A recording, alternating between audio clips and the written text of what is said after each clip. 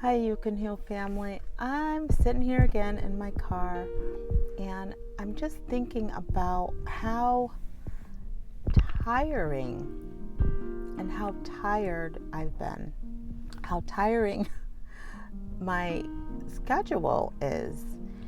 And now let me say, I'm not complaining because I have to remember it's the season I'm in. And that's what I keep telling myself. I have a senior in high school and a fourth grader. And listen, their little lives are busy and their activities that they're involved in are time consuming. And I'm realizing just how much time it takes me to make sure they have everything they need. They're getting to where they need to be. And that they're productive, healthy, happy little people. Now, I've been having children for many years. I've been having children for a long time. So I've been raising kids. I have a 30-year-old. So since I was 19, and I'm going to be 51 this month. So I'm continually with children and I work with kids. So I'm saying all that to say to kind of set the scene. So I want to encourage anyone out there who is a single mother, or even if you're just a single woman or a single person, right? To endure. Now I'm driving over to the school to wait for Bren to get out. And that word pops in my head, and I got to the parking lot and I looked it up and, the Webster definition and some synonyms for the word and some scriptures. And I was in 1 Peter and James, and just what's coming to my mind, because I didn't take notes, but what my spirit is saying is don't give up. And this is a word, not just for me, but I pray it's for someone under the sound of my voice. Keep going, endure, press on, continue in the faith, keep doing the good work of the Lord, keep serving, keep on working towards the perfect plan that He has for you. And don't give up. I know it's tiring. But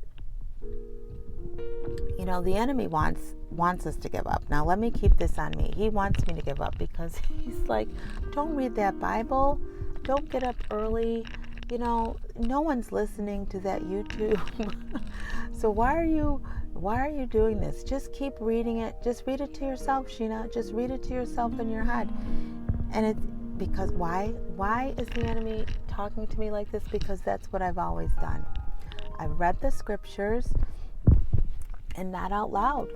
So I have to endure. I have to keep going, and I have to press in to what God's called me to do.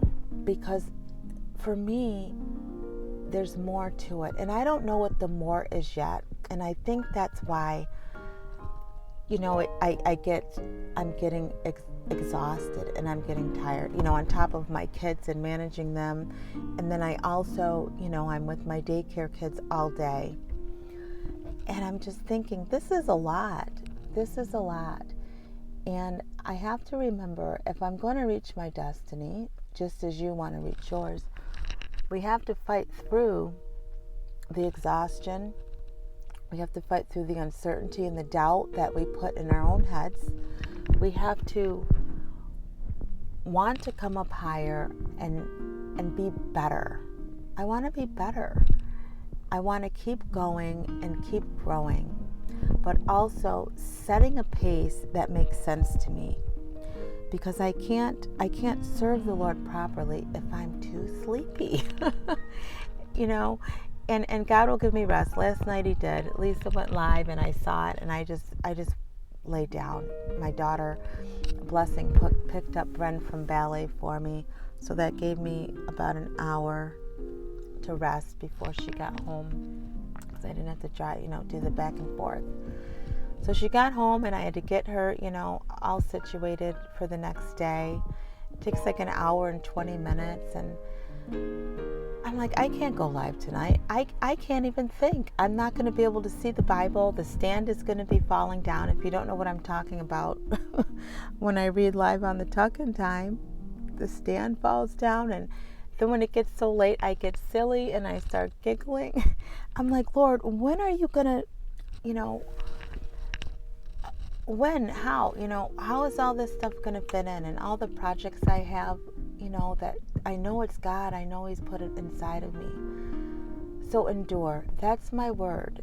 Just endure. Just keep pressing in. Keep believing in what it is He's called you to do. And don't give up on yourself, because God believes in you. I believe in you. I believe in myself. But I can't grow weary in well-doing. I cannot do that. And I won't do that. And I think I'm just kind of rambling on and sitting in this car, listening to the own sound of my voice, process what I feel. But at the same time, my spirit is full and hopeful, and that's what that one scripture was saying. Like, when we have faith, then we can endure to the next thing, because we're believing in something we can't see, but expecting and knowing that it's good, because God is good. So I can endure the hardship, the hard time, because I'm moving towards goodness. I'm moving towards the Lord. I'm moving towards His perfect plan. I really am. And I pray that you are too. And if you're at a standstill, get on up today. Get on up today and keep going and keep trying. If something's not working, try something else. If you're tired in the morning to wake up when that alarm goes off, and I'm right there with you, it's so much easier to go back to bed. But we've got to endure. We've got to endure and wake up sleepy. Yes, we have to wake up sleepy. And even listening to the sound of my voice, I think I sound sleepy. I sound tired. But, at the same time, I've been thankful the last week and a half or so for being able to wait in this long behind line for these kids to file out of here. I did apply for a bus for my daughter, but it takes a minute to get that all situated. So I'm thankful for the opportunity to sit here and share with Shena, share my thoughts with you right now. Yesterday when I was waiting in the car, I was going to read my Bible, but I got a call from one of my clients, and I called her back, and we had a nice time chatting. And, this coaching thing for me, yeah, I'm a life coach, but I've built a relationship, and I'm building a relationship with this woman, God bless her heart. And as she was sharing with me and I'm listening to her, I knew the Lord was speaking right to me. I knew He was speaking right to me. I'm telling you, my little kindred spirit is what she's become, and I'm so thankful for her because she encourages me, and I needed that yesterday. I needed to hear God, and I needed to see that, yes, God uses people. He uses people in a way that we don't even realize. Oh my goodness. And then she prayed for me. And I was so happy. I was so thankful. My heart was full. My heart was full because sometimes, when you're in an area where you're serving the Lord, sometimes it's hard to get that type of conversation back.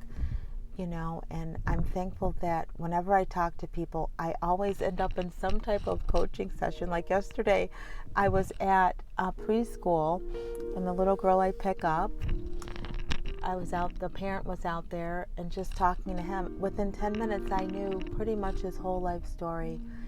And I thank God for that he had an opportunity to just talk for probably 10 minutes straight and had someone who would listen. And, I thank God for giving me patience. I know that I have that. So, yeah, I'm just sharing these things with you. These are my thoughts. These are really my thoughts. Sharing with Shena. You know what? You just got to take it. Now, if you've gotten this far in the video, I'm looking at the time. It's about 9 minutes and 48 seconds.